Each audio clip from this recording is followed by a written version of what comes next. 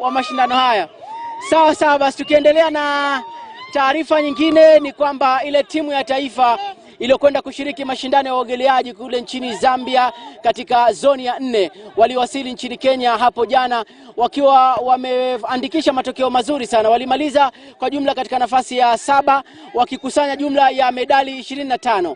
Medali 10 za dhahabu, medali 7 za fedha na medali 7 za shaba ama ukipenda bronze.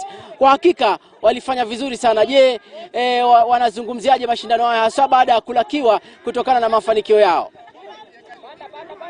Mashindano ya Afrika, ukanda wa Afrika Mashariki na ya Kusini yalifanyika Lusaka, Zambia. Timu ya taifa wachezaji 15 ambao ni waogeleaji walishiriki mashindano haya ikiwa ni mara yao, wengine ni mara yao ya kwanza, wengine walikuwa wanarejea huko kushiriki mashindano haya kuletea taifa tija.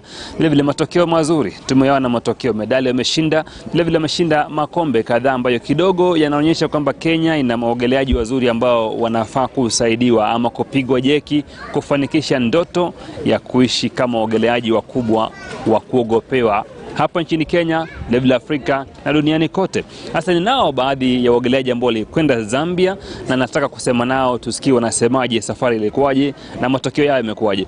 Nio Lengo, how was Zambia for you and did you expect the result that you got?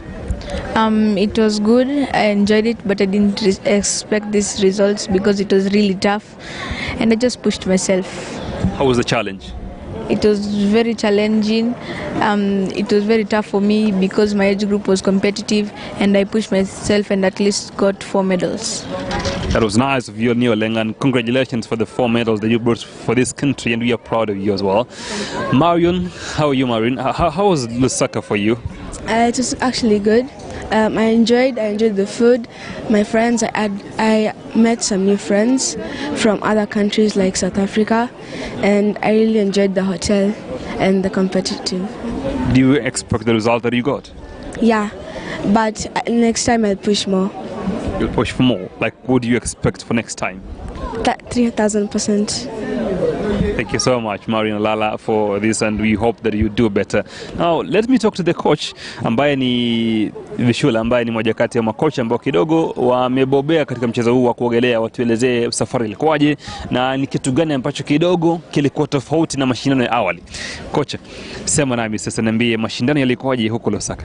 Mashindano yalikuwa vizuri sana, watoto wetu walifanya vizuri na tuna thank government vile walitusaidia.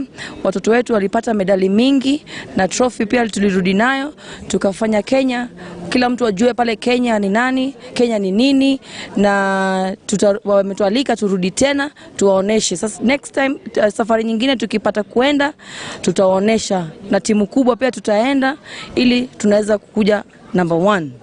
Labda matokeo ambayo tumeyapata, timu ya taifa wachezaji wamepata medali kadhaa, uliyatarajia ama walifanya kupindukia? Hatukutarajia, lakini walitushtua kule. Wameweza timu kubwa kama Tanzania, hata kama South Africa, Namibia, Zimbabwe walikuwa pale, na watoto wetu walifanya vizuri na hizo timu kubwa. Asante sana coach, nashukuru sana kwa muda wako. Labda niseme na Peter njoo, pia ni kocha huyu. Peter, ukiangalia kikosi kizima cha timu ya taifa, labda unatarajia kwamba wa Kenya wangepewa nafasi zaidi, waogeleaji wa Kenya wangepewa nafasi zaidi? Sawa.